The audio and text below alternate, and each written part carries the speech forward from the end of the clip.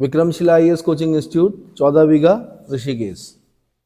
भारत का संवैधानिक विकास कर रहे थे हम। कल हमने किया था 1813 के एक्ट तक, आज हमने करना 1833 का राजलेख यानी चार्टर एक्ट ऑफ 1833।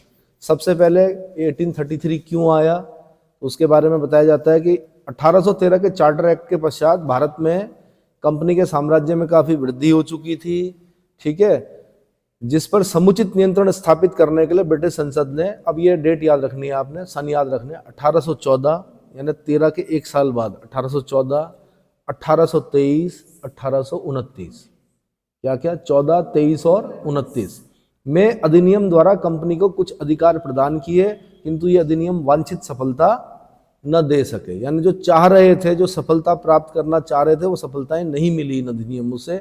इसलिए क्या करना पड़ा, 1833 का तीसरा चार्टर अधिनियम पारित करके क्या प्रावधान, कुछ प्रावधान किए गए। तो पहला प्रावधान तो वही है कि 20 साल के लिए और अधिकार दे दिया व्यापार करने का, जो देते ही है, ठीक है। तो पहली लाइन कॉमन होती है कि कंपनी का अधिकार 20 वर्ष के लिए पुनः बढ़ा दिया गया। दूसरा सबसे इंपॉर्टेंट पॉइंट जो है, बंगाल के गवर्नर जनरल को भारत का गवर्नर जनरल बना दिया गया। बंगाल के गवर्नर को भारत का गवर्नर जनरल बना दिया गया। लॉर्ड विलियम बेंटिंग, जो अपने सुधारों के लिए जाने जाते हैं, उनका कार्यकाल चल रहा था, उसी बीच ये एक्ट आ गया। तो इसलिए क्या बोलते हैं कि बंगाल का अंतिम गवर्नर जनरल कौन, लॉर्ड विलियम बेंटिंग, और भारत का प्रथम गवर्नर जनरल कौन, लॉर्ड विलियम बेंटिंग। यानी बंगाल के अंतिम गवर्नर जनरल भी वही है, कुछ नहीं हुआ, पद बदल, मतलब नाम बदल गया ना, खाली वो तो बैठे हुए थे अपने उसमें, लेकिन क्या हुआ कि बंगाल के अंतिम गवर्नर जनरल भी लॉर्ड विलियम बेंटिंग और भारत के प्रथम गवर्नर जनरल भी कौन, लॉर्ड विलियम बेंटिंग। क्लियर हो गया। लॉर्ड विलियम बेंटिंग अपने सुधारों के लिए जाने जाते हैं। सबसे बड़ा सुधार क्या किया था लॉर्ड विलियम बेंटिंग ने,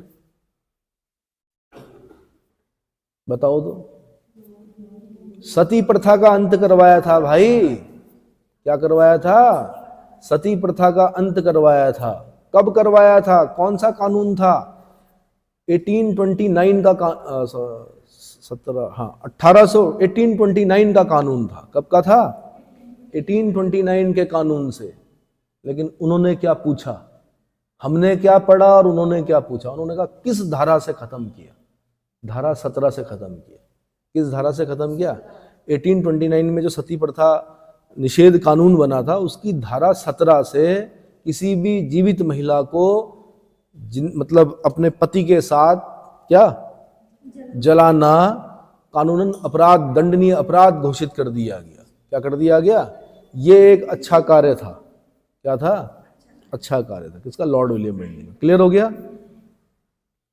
अब जब हम ये बोलते हैं कि बंगाल के गवर्नर जनरल को संपूर्ण भारत का गवर्नर जनरल बन गया, इसका मतलब सेंट्रलाइज्ड कर दिया इन्होंने। क्या कर दिया, केंद्रीकृत। तो फिर क्वेश्चन पूछा उन्होंने कि वो कौन सा राजलेख था जिसके द्वारा भारत की शासन प्रणाली का केंद्रीकरण किया गया। आईएएस 2003 में पूछा। केंद्रीकरण किया गया मतलब कहाँ तो अलग अलग थे, बंगाल अलग है ना, मद्रास और क्या बोलते हैं बंबई। अब बोल रहे हैं कि बंगाल का गवर्नर जनरल संपूर्ण भारत का गवर्नर जनरल। ये वैसे ही हो गया कि एक प्रांत के राजा को बोला भारत का राजा यही है। समझ में आ गया।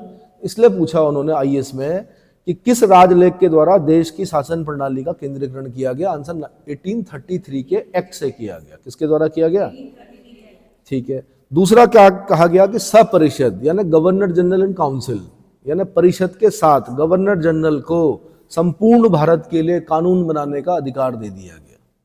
क्या कर दिया गया, संपूर्ण भारत के लिए कानून बनाने का अधिकार प्रदान कर दिया गया। लेकिन साथ में लेकिन लगाया। क्या लगाया, लेकिन बोर्ड ऑफ कंट्रोल, नियंत्रण मंडल इस कानून को अस्वीकृत करके स्वयं का कानून बना सकता था। बोर्ड ऑफ कंट्रोल कहां पर, इंग्लैंड में। किस एक्ट से पढ़ा था हमने, 1784 पिट्स इंडिया एक्ट से पढ़ा था। कितने सदस्य थे, 6 सदस्य थे। उसमें से एक चांसलर ऑफ एक्सचेकर था, एक उसमें राज्य सचिव था, 4 प्रिवी काउंसिल के सदस्य थे। यही थे, ठीक है। तो नियंत्रण मंडल गवर्नर जनरल और उसकी परिषद द्वारा बनाए गए कानून को अस्वीकृत कर सकता था और स्वयं का कानून बना सकता था। इतना समझ में आ गया, ठीक। गवर्नर जनरल की परिषद जब कानून पारित करती थी तो उसको अधिनियम कहा जाने लगा। क्या कहा जाने लगा? ये भी बड़ी बात है कि अधिनियम, अधिनियम मतलब एक्ट, अधिनियम मतलब एक्ट, ठीक है। इससे पहले क्या बोलते थे? विनियम बोलते थे। क्या बोलते थे? विनियम मतलब रेगुलेशंस, विनियम मतलब रेगुलेशंस, ठीक है। तो अब एक्ट बोला जाने लगा। क्या बोला जाने लगा? और थोड़ा सा बता दूं कि संसद में जब हम कोई कानून लाते हैं तो उसके लिए सबसे पहले बिल पेश किया जाता है, जिसको विधेयक बोलते हैं। क्या बोलते हैं? माना लोकसभा में कोई बिल पेश किया गया तो हमने बोला भाई एक विधेयक हमने पेश किया है, हमने मतलब उन्होंने, जो रहनुमा जो हमारे सांसद है, उन्होंने क्या किया कि एक बिल पेश किया, वो बिल वहाँ पे वोटिंग हुई, पास हो गया, राज्यसभा में गया, वहाँ पर भी वोटिंग हुई, वहाँ पर भी पास हो गया, ठीक है। फिर वो राष्ट्रपति के पास जाता है, राष्ट्रपति जब उस पर हस्ताक्षर करते हैं तब उसको क्या बोलते हैं? एक्ट बोलते हैं, ठीक है। इसीलिए एक क्वेश्चन बनता है कथन कारण में। किसमें? कथन कारण में बनता है कि राष्ट्रपति संसद का अभिन्न अंग है। क्या है? सहमत हो इससे? राष्ट्रपति बिल्कुल अभिन्न अंग है, क्योंकि जब भी हम बोलेंगे पार्लियामेंट इज इक्वल टू, तो नंबर 1 पे राष्ट्रपति लिखना पड़ेगा हमें। क्या लिखना पड़ेगा? संसद का मतलब कोई भवन नहीं होता है कि जी पहले पुरानी संसद थी अब नहीं। संसद का मतलब कॉन्स्टिट्यूशन में क्या होता है? नंबर 1 राष्ट्रपति, नंबर 2 लोकसभा, जिसको कि हाउस ऑफ द पीपल बोलते हैं। क्या बोलते हैं? House of the people. और नंबर 3 पे बोलते हैं काउंसिल ऑफ स्टेट्स या राज्यसभा। लोकसभा निम्न सदन है, लोअर हाउस है, उसको लेकिन दूसरे नंबर पे बोला जाता है क्योंकि पावरफुल है। क्या है? सारी पावर्स किसके पास है? अधिकतर वो लोकसभा के पास है। तीसरे नंबर पे बोला जाता है राज्यसभा। अब क्यों बोला जाता है? इस लाइन के हिसाब से राष्ट्रपति पार्लियामेंट का यानी संसद का अभिन्न अंग है। ये तो कथन हो गया। कारण में देगा क्योंकि राष्ट्रपति के हस्ताक्षर के बिना कोई भी विधेयक, अधिनियम नहीं बन सकता। अब इसका सार अगर आप ये समझें, इसका सार ये होता है कि कितने भी बिल पास कर दे लोकसभा राज्यसभा, जब तक राष्ट्रपति के साइन नहीं होंगे तब तक वो एक्ट बनेगा ही नहीं। तो बिना राष्ट्रपति के साइन के जब एक्ट नहीं बनेगा, इसीलिए बोला जाता है कि राष्ट्रपति संसद का अभिन्न अंग है। लोकसभा के किसी बिल को पास करने से या किसी विधेयक को पास करने से या राज्यसभा के किसी विधेयक को पास करने से कोई फर्क नहीं पड़ता, वो कानून नहीं होता है। कानून तभी बनेगा जब राष्ट्रपति, इसलिए दोनों कथन कारण दोनों सही है, कारण कथन की पुष्टि कर रहा है। क्लियर हो गया? असर्शन और रीजन दोनों सही है, रीजन जो है वो असर्शन को क्या कर रहा है? सेटिस्फाई कर रहा है पूरा पूरा। क्लियर हो गया? ठीक है। तो विनियम कहा जाता है, ठीक है जी। बंबई तथा मद्रास की परिषदों को अब विधि निर्माण की जो शक्तियां दे रखी थी पहले के कानूनों से, वो वापस ले ली गई। क्या कर दी गई? वापस ले ली गई। लेनी थी। अब जब गवर्नर जनरल और उसकी काउंसिल को, यानी संपूर्ण भारत का जो गवर्नर जनरल है उसकी परिषद को कानून, पूरे भारत के लिए कानून बनाने का अधिकार मिल गया, तो अब ये अलग अलग क्यों बनाएंगे? इसलिए उनसे वापस ले लिया गया। क्लियर हो गया? तो एक बार फिर बता देता हूं, बंबई और मद्रास की परिषदों की विधि निर्माण की शक्तियां वापस ले ली गई। अगला पॉइंट बोलता है कि विधिक परामर्श हेतु, किसके लिए? विधिक परामर्श हेतु गवर्नर जनरल की परिषद में विधि सदस्य के रूप में चौथे सदस्य को शामिल किया गया। क्या किया गया? चौथे सदस्य को शामिल किया गया। आईएएस में 2003 में पूछा उसने। कब पूछा? आईएएस के पेपर में 2003 में पूछा जा चुका है कि विधि सदस्य को किस एक्ट से या किस राजलेख द्वारा शामिल किया गया था। तो आपने बोलना 1833 के एक्ट से। फ्लैशबैक में जाते हैं।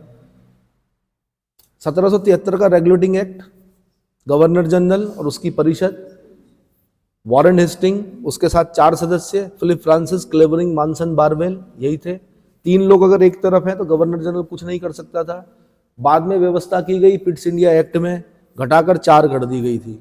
गवर्नर जनरल की जो परिषद की संख्या 1773 के रेगुलेटिंग एक्ट में 4 थी, उसको घटाकर 3 कब किया गया था? पिट्स इंडिया एक्ट में।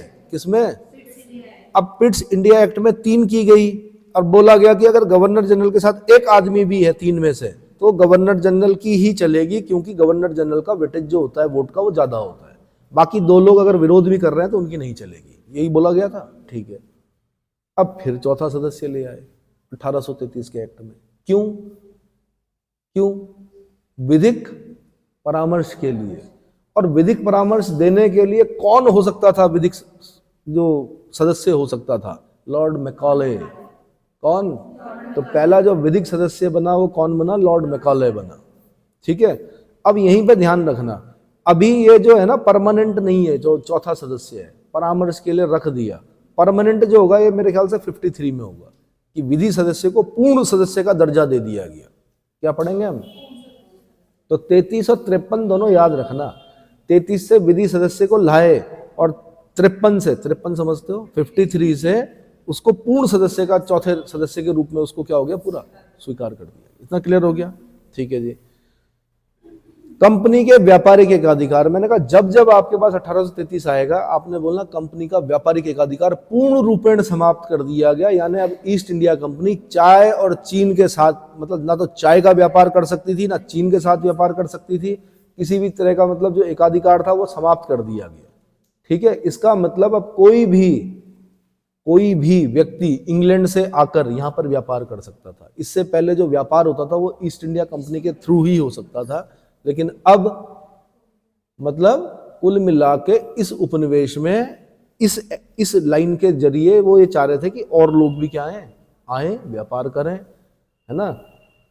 ट्रक तो नहीं होते थे, पर मैं एक एग्जांपल दे रहा हूँ कि ट्रक लेके आए, चाय खरीदें, दार्जिलिंग की चाय खरीदें और उसके बाद फिर अन्य देशों में अपने देश में जाके बेचें, कोई दिक्कत नहीं। इतना समझ, ये ट्रेड मोनोपोली खत्म होने का मतलब होता है। क्लियर हो गया? ठीक है,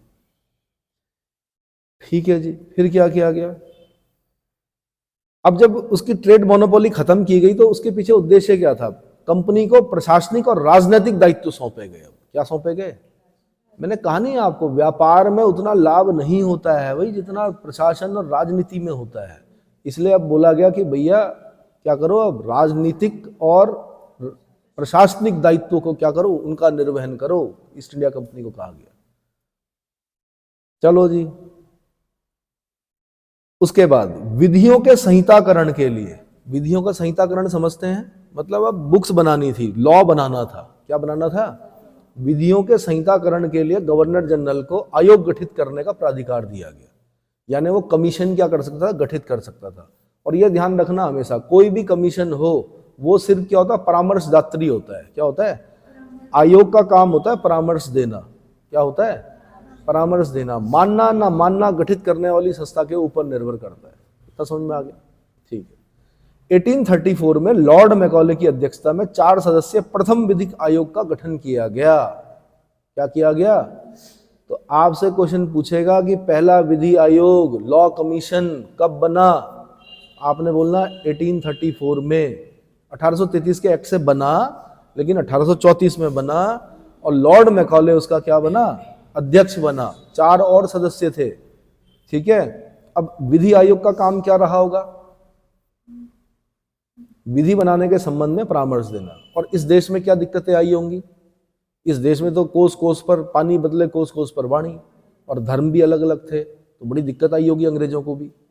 तो क्या किया गया कि जब हिंदुओं का, तभी तो आप नहीं सुन रहे आजकल क्या यूनिफॉर्म सिविल कोड सुन रहे हो? अंग्रेजों ने कानून जब बनाया तो अंग्रेजों को पता था कि छेड़छाड़ तो कर नहीं सकते। क्या नहीं कर सकते? तो अलग अलग तरह के कानून बनाए, हिंदुओं के लिए अलग बनाए, मुस्लिमों के लिए अलग बनाए। हिंदुओं का जो कानून बनाया उसमें मनुस्मृति का सहारा लिया गया। किसका लिया गया? और जब मुस्लिमों के लिए कानून बनाए गए तो उसके लिए कुरान, हदीस, इज्मा और कयास का अध्ययन किया होगा आयोग ने, तब जाके क्या हुए? कानून बने। इतना समझ में आ गया? ठीक है जी। तो एक देश में एक विधान, एक निशान, एक प्रधान, ये बहुत पहले बोल दिया गया था कि एक देश में भाई 2 निशान, 2 प्रधान और 2 क्या निशान, प्रधान और विधान नहीं हो सकते। विधान तो एक जैसा होना चाहिए। भाई हिंदू बालिका है या हिंदू बालक और बालिका हैं, विवाह के उपरांत उनके लिए तलाक के नियम अलग हैं, और मुस्लिम जो बालक बालिका हैं उनके लिए तलाक के नियम अलग हैं। तो तलाक पे भी कानून बन गया है, आपने सुना होगा, है ना? सुना है? तो ठीक है, धर्म ने कहा है, लेकिन अब जमाना जिस हिसाब से आगे बढ़ रहा है तो उसके हिसाब से चलना पड़ेगा ना। किस हिसाब से? यूनिफॉर्म सिविल कोड के हिसाब से चलना पड़ेगा। तो यूसीसी लाने वाला हो सकता है कि पहला राज्य आपका उत्तराखंड बने। क्या बने? Uniform civil code. वैसे यूनिफॉर्म सिविल कोड बताया जाता है कि गोवा में था। कहां पे था? गोवा में। बट वैसे नहीं था ऑफिशियली जिसे बोलते हैं। अब जो पहला राज्य बनेगा यूनिफॉर्म सिविल कोड लाने वाला, वो कौन बनेगा? उत्तराखंड बनने वाला है, ऐसा बताया जा रहा है। और यूनिफॉर्म सिविल कोड की बात कहां पर भी कह रखी है संविधान नेताओं ने? बहुत पहले जब संविधान बना रहे थे तो आर्टिकल 44 में बोल दिया था उन्होंने, एक समान सिविल संहिता होनी चाहिए। क्या होनी चाहिए? एक समान सिविल संहिता। चलिए जी, तो प्रथम विधिक आयोग लॉर्ड मैकॉले 1834, याद रहेगा 1833 के एक्ट से। अगला, इस एक्ट से एक और बढ़िया चीज हुई भाई, भारत में दास प्रथा को विधि विरुद्ध घोषित कर दिया गया, दास प्रथा का अंत कर दिया गया, लेकिन कानून नहीं बना। उन्होंने पूछा, अब मैं बार बार फिर मैं, आप बोलते हो कि जालिम जालिम लगे हुए हैं, तो मैं ठीक है, उन्होंने पूछा, किन्होंने पूछा? जालिमों ने पूछा कि कानून कब बना, दास प्रथा पर, दास प्रथा को विरुद्ध जो कानून है वो कब बना? अब सबने पढ़ा हुआ था 1833 के एक्ट से बना, मतलब दास प्रथा को दास प्रथा को विधि विरुद्ध घोषित किया गया था। सब लिख के आए, पहला ऑप्शन दिया था उन्होंने 1833, सब लगा के आए 1800। 10 साल लगे थे कानून बनने में। कितने? आपने बोलना 1843 में आया कानून। इससे तो घोषणा की गई, मतलब इसमें तो बोला गया कि भैया इस एक्ट के द्वारा भारत में दास प्रथा को विधि विरुद्ध घोषित किया जाता है, लेकिन कानून कब बना? 1843 में। तो आंसर क्या होना चाहिए था? 1843। लेकिन अगर ये पूछेगा, देखो दो तरह से पूछेगा, किस एक्ट से दास प्रथा का अंत किया गया, तब आपने बोलना 1833। लेकिन जब बोलेगा दास प्रथा पर, दास प्रथा का जो कानून है, समाप्त करने का जो कानून है वो कब बना, तब आपने बोलना 1843। क्लियर हो गया? कुछ बच्चे तो बड़े उत्साह में दास प्रथा देखते हैं, बस सीधे आंसर, है ना। और पहले तो भाई पेंसिल से लगाते थे, एक जमाना था पेंसिल से लगाया जाता था, ऑप्टिकल मार्क रीडर में जो गोला था उसको मिटा के सही कर सकते थे। अब तो पेन से होता है, एक बार पेन लगाया तो गए। पेंसिल वाला प्रावधान क्यों हटाया गया? क्योंकि धांधली हो रही थी। आपने पेंसिल से लगाया, मिटा के अंदर भी तो गोले लगाए जा सकते थे, गोलों पे तो मिलती है आपको क्या क्या मतलब नौकरी जो है, जॉब जो है वो उसी पर तो मिलती है, अंदर सेटिंग है, अंदर करवा दिया, बढ़िया। इस देश में आज भी, देश और प्रदेश की बात कर रहा हूं, आज भी कई सरकारी कर्मचारी ऐसे हैं जो धोखे से लगे हैं, मतलब जिनके अंदर योग्यता नहीं थी, लेकिन उन्होंने क्या किया? चालाक थे, चतुर थे, पैसा था, पहुंच थी, वैसे लगे। ठीक है। व्यापम घोटाला हुआ था एक मध्य प्रदेश में, कभी पढ़ना, कितने लोगों ने आत्महत्या की थी। क्यों की थी? क्योंकि फंस रहे थे। क्या हो रहे थे? इसलिए ईमानदारी से निकलना, इनके चक्करों में मत पड़ना, ये हाकम सिंह जैसे लोगों के चक्करों में। समझ में आया? पूरी व्यवस्था को क्या कर दिया? बर्बाद कर दिया इन लोगों ने। चलो जी आगे। अधिनियम की धारा 87, किस अधिनियम की? हम तो छोटा छोटा पढ़ रहे, पता नहीं कितनी धाराएं हैं। 87वीं धारा बोल रहा हूं मैं। कौन सी? 87वीं धारा। तो आप भाग्यशाली हो कि पूरे 100 धाराएं और 87 धाराएं नहीं पढ़नी पड़ रही, मोटी मोटी पढ़नी पड़ रही। इस अधिनियम की धारा 87 के तहत कंपनी के अधीन सरकारी पदों के चयन में किसी भी व्यक्ति के साथ या किसी भी व्यक्ति को धर्म, जन्म स्थान, मूलवंश या रंग के आधार पर अयोग्य न ठहराए जाने का भी उपबंध किया गया। ये बड़ी बात थी। क्या थी? इसका मतलब अब काला आदमी भी, काला कौन? हम लोग काले हैं, उनके लिए, किनके लिए? अंग्रेजों के लिए। यानी काला आदमी भी क्या कर सकता था? किसी कंपनी के अधीन सरकारी पद कर्मचारी बन सकता था। यानी पहले तो ये बोलते ना, ये काला है। क्या बोलते थे? काला है। महात्मा गांधी को नहीं छोड़ा उन्होंने। महात्मा गांधी बैरिस्टर थे भाई, उनको भी कुली बैरिस्टर कहा उन्होंने। क्या कहा? कुली बैरिस्टर। महात्मा गांधी ट्रेन में बैठे थे, उन्हें लगा कि मैं क्या हूँ भाई, बैरिस्टर हूँ, और क्लास 1 या क्लास 2 के डब्बे में बैठ गए, वहां से उनको धक्का दे दिया, है ना। कभी कभी कुछ घटनाएं ऐसी होती हैं जो लगती तो हैं कि गलत हैं, लेकिन गांधी का जन्म वहीं पर हुआ। किसका? भले ही हम पढ़ते हैं 2 अक्टूबर 1869 को हुआ जी गांधी जी का जन्म, लेकिन जिन गांधी को हम जानते हैं वो उस दिन हुआ क्योंकि गांधी पहले राजभक्त थे। ये क्वेश्चन बना आईएएस में, गांधी राजभक्त थे, ऐसी क्या कारण थे कि गांधी राजद्रोही हो गए? तो राजद्रोही होने के पीछे 2 बड़े कारण दिखते हैं गांधी के। एक, अगर जो ऑफिशियली नहीं बताया गया है, एक जब धक्का दिया गया होगा ना, तो अंदर से जो आत्मा होती है वो झकझोर दिया होगा इस घटना ने गांधी को, कि यार हम इतने पढ़े लिखे होने के बाद भी क्या ये हमें अपने साथ नहीं बिठा रहे हैं, ये हमें क्या बोल रहे हैं, कुली हैं कि, ठीक है, धक्का दे रहे हैं। और दूसरी घटना कौन सा, जलियांवाला बाग हत्याकांड। गांधी राजभक्त थे, कैसे थे, गांधी को रिक्रूटिंग सार्जेंट कहा जाता है, भर्ती वाला सार्जेंट। जब फर्स्ट वर्ल्ड वॉर हुआ ना, तो गांधी ने क्या कहा, जनता से क्या कहा, युवाओं से। हालांकि वो 9 नवंबर 1915 को आ गए थे, द ग्रेट प्रवासी। उन्होंने जनता से क्या कहा, भारत से, भारतीय युवाओं को कहा कि आप सेना में भर्ती हो, अंग्रेजों की तरफ से विश्व युद्ध में क्या करो, भाग लो, तब फिर क्या होगा, जब ब्रिटेन जीत जाएगा तो हमें स्वशासन देगा। आज़ादी की बात गांधी ने नहीं सोची थी उस जमाने में। गांधी, उन्होंने कहा कि ये हमें फिर स्वशासन देंगे। और उन्होंने हमें क्या दिया अंग्रेजों ने, जब वर्ल्ड वॉर खत्म हो गया 18 में, उसके बाद क्या दिया, क्या दिखता है हमें, रॉलेट एक्ट दिखता है हमें, नो अपील, नो वकील, नो दलील वाला कानून देते हैं वो हमको। उसके बाद क्या देते हैं, जो बच्चे, महिलाएं, बूढ़े जो कि मेला देखने जा रखे हैं, बैसाखी का मेला देखने जा रखे हैं, वो एक जगह पे जहां पर इकट्ठे हो रखे हैं, वहां पे डायर गोली चला दे रहा है, जलियांवाला बाग हत्याकांड। इस घटना ने पूरे देश को ही नहीं, गांधी को भी झकझोरा। इसीलिए गांधी की पॉलिसी में अचानक से चेंज आता है। हम क्या देखते हैं, असहयोग आंदोलन। पहले क्या करते हैं, गांधी सहयोग करते हैं, और बाद में क्या करते हैं, असहयोग करते हैं। गांधी पहले कहना मानते हैं, बाद में अवज्ञा करते हैं। क्या करते हैं, तो थोड़ा डीप जाना शब्दों में, सब कुछ उसी में, इतिहास के शब्दों में छिपा हुआ है कि गांधी के मस्तिष्क में क्या चल रहा है। क्या चल रहा है, असहयोग, कि अब तक तो हमने सहयोग किया, अब करेंगे असहयोग। और ये भी ध्यान रखना, देश आजाद हो जाता 22 में, चोरा चोरी की घटना न होती, और गांधी जी अगर अपनी जिद पे न अड़े होते कि नहीं अभी देश तैयार नहीं है, तो शायद आजाद तब भी हो सकते थे, है ना। पर चलो, अच्छा, अगला जो अधिनियम है भाई, वो है क्या, धर्म, जन्मस्थान, मूलवंश, रंग के आधार पर अयोग्य न ठहराए जाने का उपबंध किया गया। ये समझ में आ गया।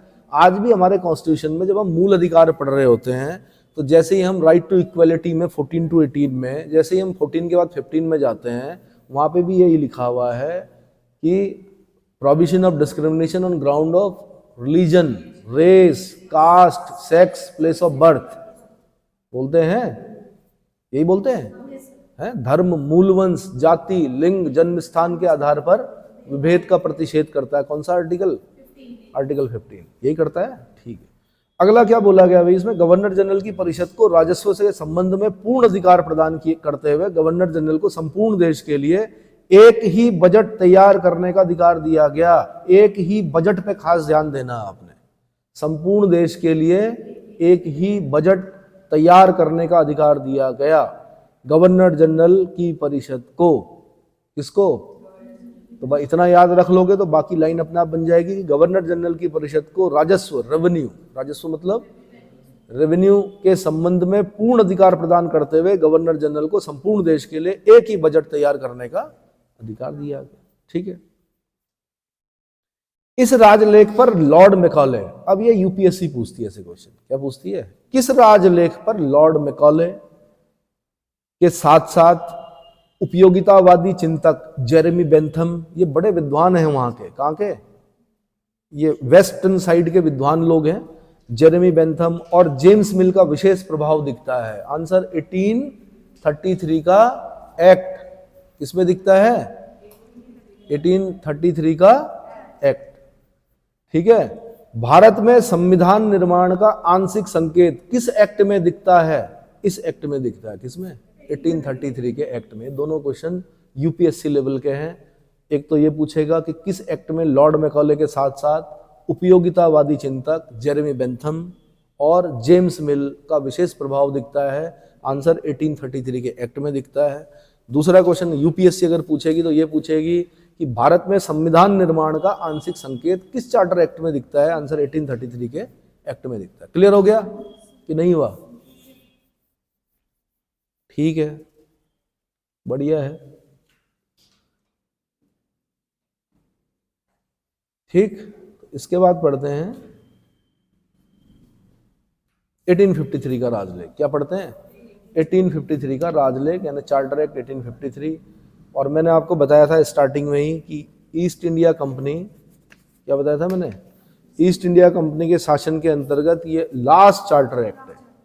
1853 का जो चार्टर एक्ट है वो क्या है, लास्ट है, क्योंकि इसके बाद 1857 का विद्रोह होगा, उसके बाद 1858 का एक्ट आएगा, उसमें लिखा होगा कि भारत से कंपनी ईस्ट इंडिया कंपनी के शासन को समाप्त किया जाता है और भारत का शासन ब्रिटिश क्राउन, ब्रिटिश पार्लियामेंट को दिया जाता है। यही तो पढ़ते हैं।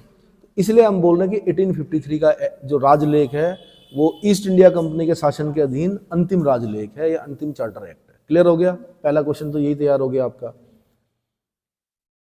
भाई क्यों लाया गया 1853 का राजलेख? तो 1853 का चार्टर अधिनियम भारतीयों द्वारा कंपनी के प्रतिक्रियावादी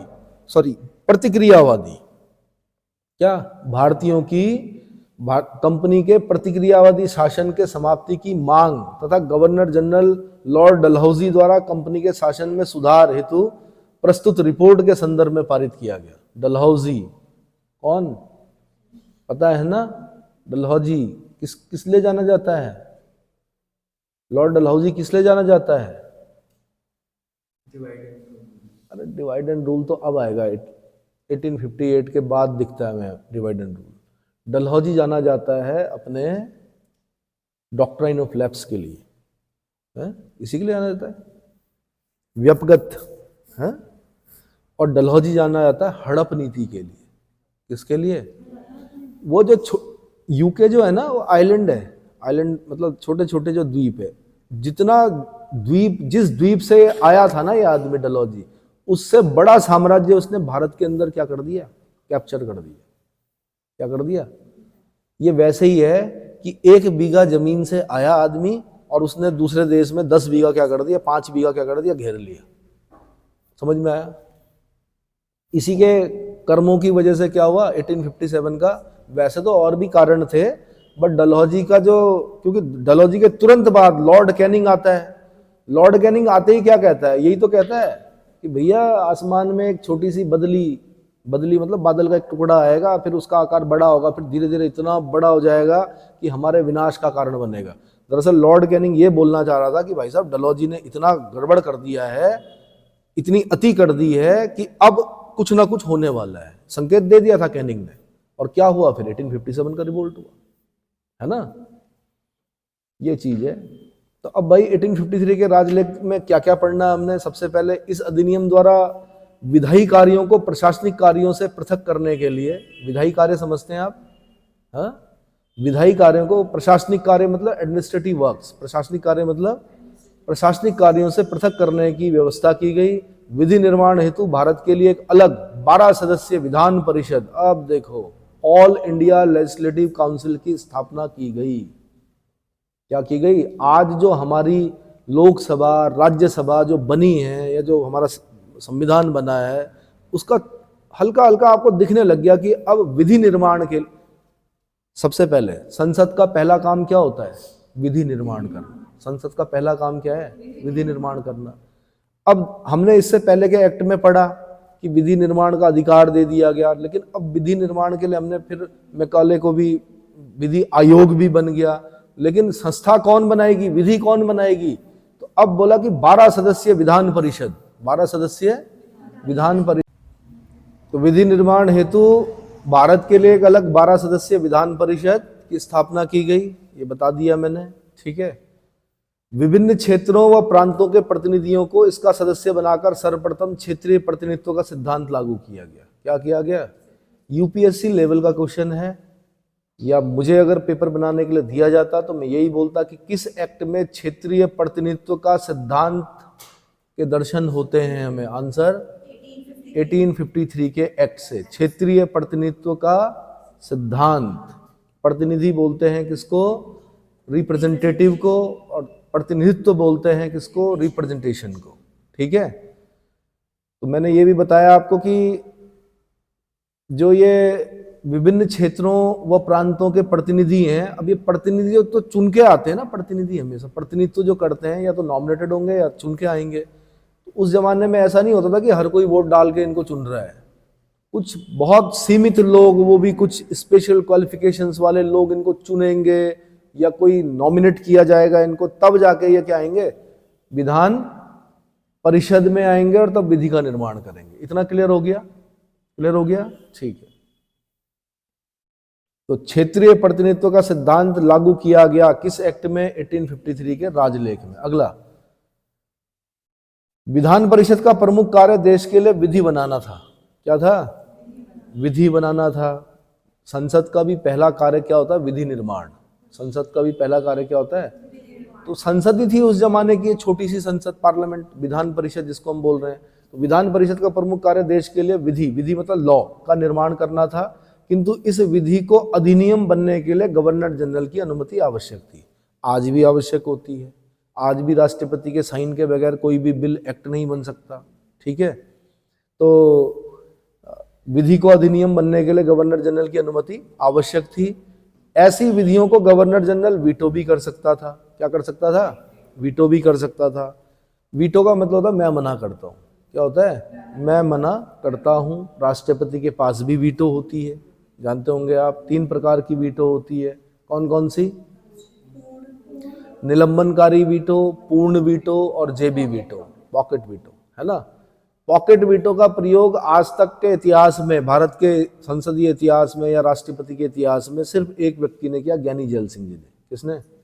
ज्ञानी जैल सिंह जी ने क्या किया कि डाक संशोधन विधेयक आया एक। कौन सा आया?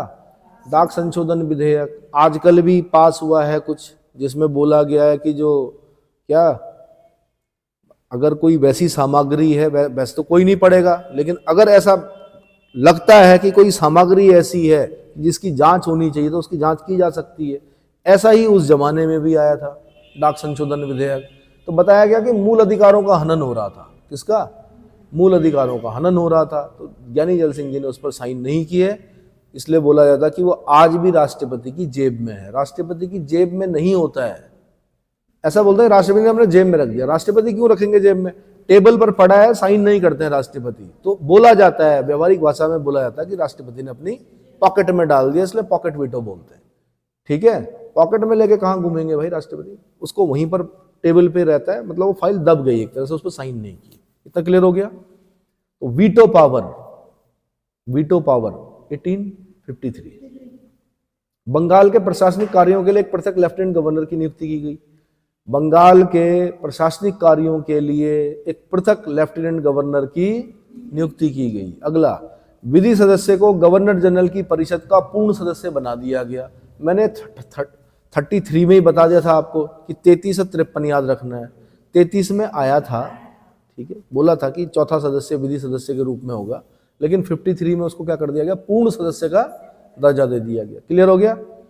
कंपनी के कर्मचारियों की नियुक्ति के लिए नामजदगी के स्थान पर प्रतियोगी परीक्षाओं, क्या यहां से शुरू होती हैं जिसके आप शिकार हो, प्रतियोगी परीक्षाएं।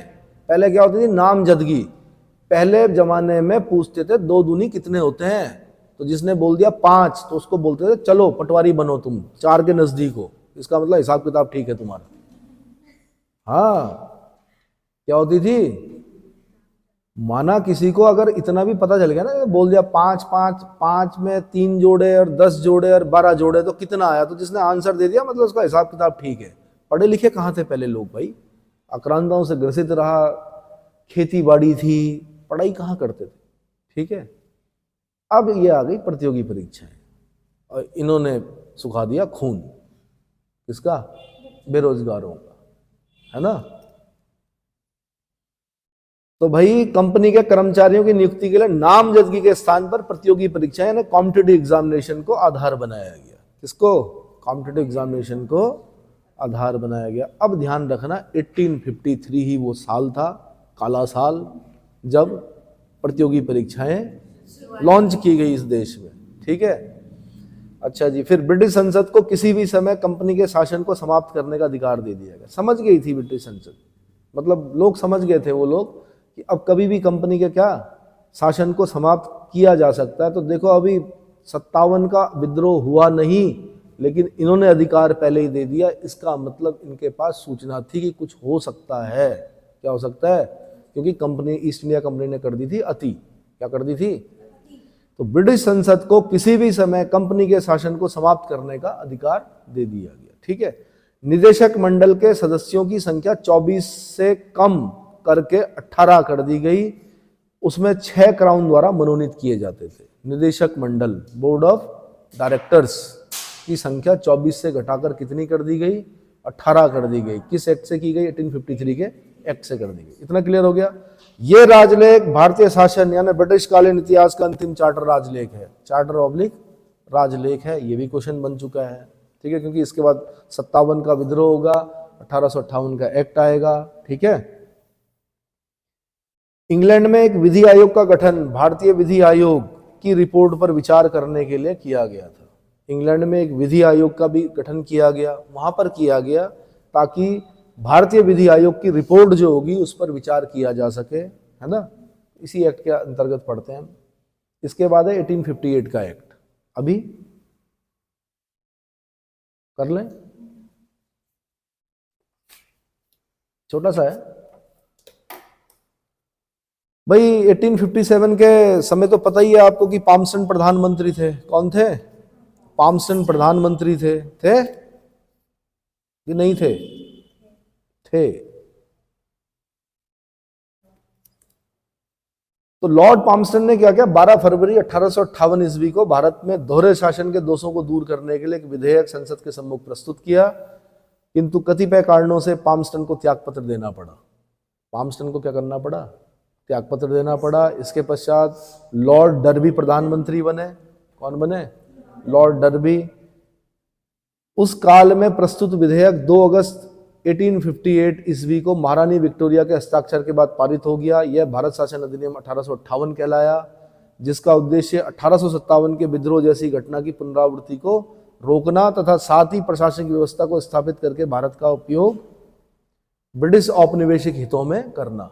ब्रिटेन का जो मेन ये जितने भी एक्ट ला रहे थे ना, वैसे ये क्या कर रहे थे? ये ब्रिटिश औपनिवेशिक हित को देख रहे थे, यानी ब्रिटेन का बहुत बड़ा उपनिवेश था। कौन? भारत।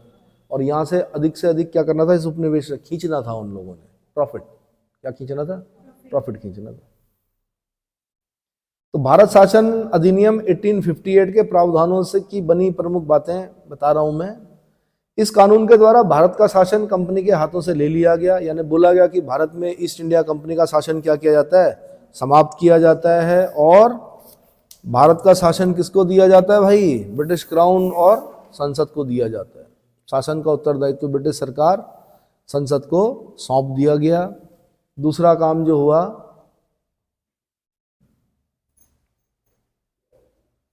क्या?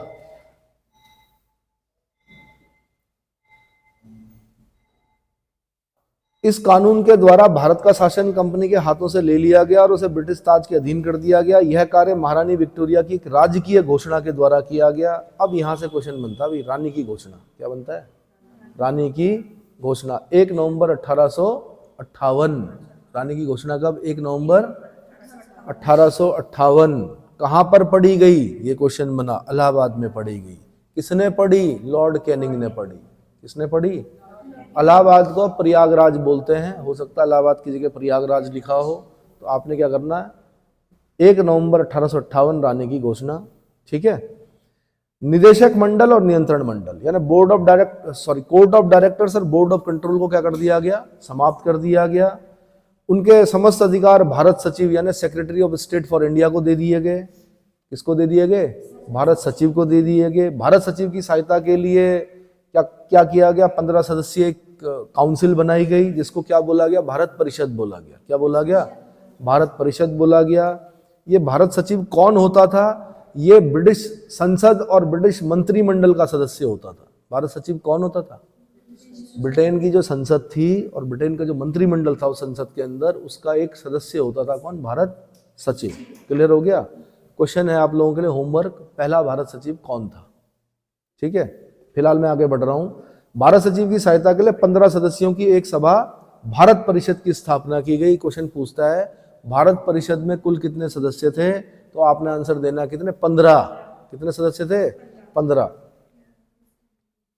8 सदस्यों की नियुक्ति का अधिकार किसको दिया गया? ब्रिटिश क्राउन को दिया गया ना। ज्यादा जो सदस्य हैं वो कौन नियुक्त करेगा? ब्रिटिश क्राउन करेगा।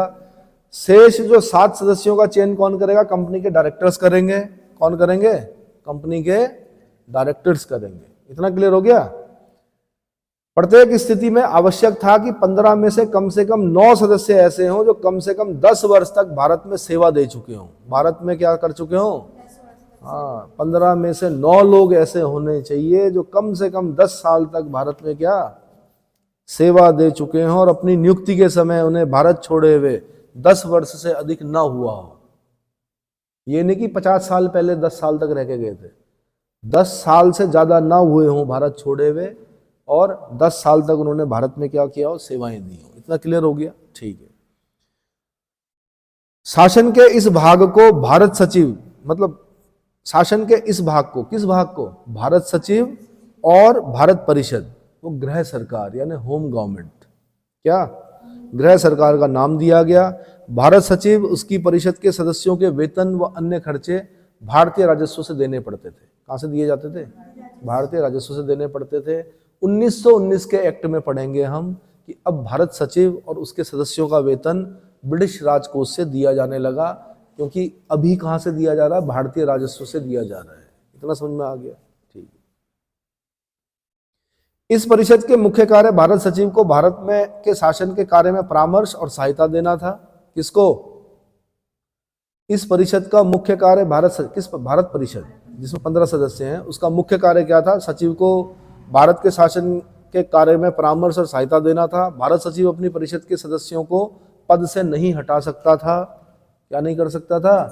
ये यूपीएससी वाले देते हैं, कौन सा कथन सत्य है और कौन सा कथन असत्य है, उसमें लिखा हुआ हटा सकता था, लेकिन नहीं हटा सकता था। क्या नहीं कर सकता था?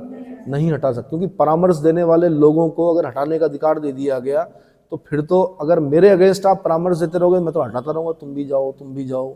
समझ में आया? क्योंकि परामर्श जब दिया जाता है तो वो आपके अगेंस्ट भी हो सकता है, आपके, समझ में आ रहा है?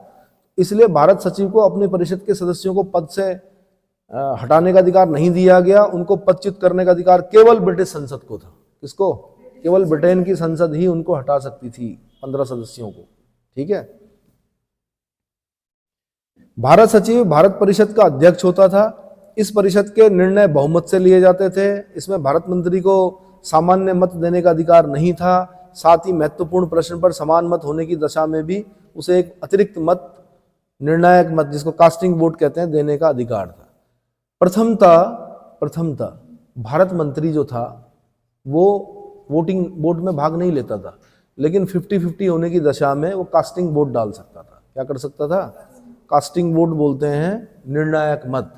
ऐसा लोकसभा में भी होता है कि अगर 50-50 हो जाए तो लोकसभा अध्यक्ष पहले वोट नहीं करता है, लेकिन अगर 50-50 हो जाए तो कास्टिंग वोट डालने का अधिकार किसको होता है? लोकसभा अध्यक्ष को। राज्यसभा में किसको? राज्यसभा के सभापति को। इतना क्लियर हो गया? ठीक है। भारत सचिव को गवर्नर जनरल यानी वाइसरॉय, अब वाइसरॉय कहते हैं भाई, भारत सचिव को गवर्नर जनरल एंड वाइसरॉय के आवश्यक एवं गुप्त पत्र अपनी परिषद को बिना बताए भेजने या प्राप्त करने का अधिकार था। इतना क्लियर हो गया? अर्थव्यवस्था और अखिल भारतीय सेवाओं के विषय में भारत सचिव भारत परिषद की राय को मानने के लिए बाध्य था। अन्य सभी विषयों पर वह उसकी राय को ठुकरा सकता था। अब फिर ध्यान देना है, यहां पे बारीकी से पढ़ना है आपने। अर्थव्यवस्था, इकोनॉमी, अर्थव्यवस्था यानी इकोनॉमी, और अखिल भारतीय सेवाओं यानी ऑल इंडिया सर्विसेज के विषयों पर भारत सचिव, कौन? भारत सचिव भारत परिषद की राय को मानने के लिए बाध्य था। अगर मैं प्रश्न बनाता कि कौन सा कथन गलत है, कौन सा कथन सत्य है, तो इस पॉइंट को जरूर डालता।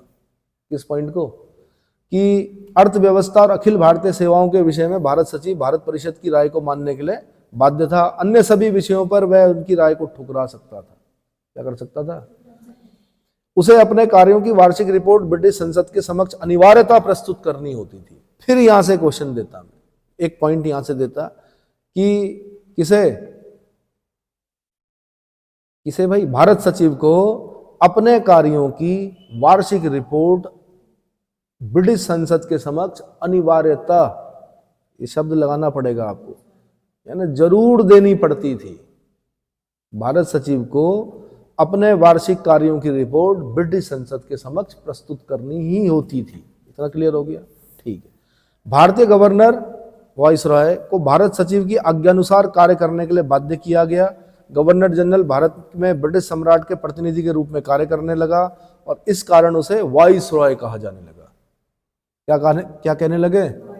यानी अब भारत का गवर्नर जनरल भारत का वाइसरॉय बन गया। क्या बन गया? और भारत का अंतिम गवर्नर, मतलब भारत का जो गवर्नर जनरल था वो कौन था अभी तक? कैनिंग। कौन था? कैनिंग। और अब क्या बन गया? Canning viceroy. यानी खाली नाम चेंज हुआ कि भारत का गवर्नर जनरल, अब बोला उसे भारत का governor general viceroy, Lord Canning. Clear हो गया? ठीक। तो गवर्नर जनरल भारत में ब्रिटिश सम्राट के प्रतिनिधि के रूप में कार्य करने लगा और इस कारण उसे वाइसरॉय भी कहा जाने लगा। भारतीय प्रशासन के अंतर्गत पदों की नियुक्ति करने का अधिकार ब्रिटिश सम्राट में सपरिषद भारत सचिव तथा भारत स्थित उच्च पदाधिकारियों के मध्य विभाजित कर दिया गया। गवर्नर जनरल की परिषद के विधिक सदस्य तथा एडवोकेट जनरल की नियुक्ति सम्राट द्वारा की जाने लगी। एडवोकेट जनरल, ध्यान रखना, किसकी? एडवोकेट जनरल की नियुक्ति सम्राट द्वारा की जाने लगी। विधिक सदस्य की नियुक्ति सम्राट द्वारा की जाने लगी।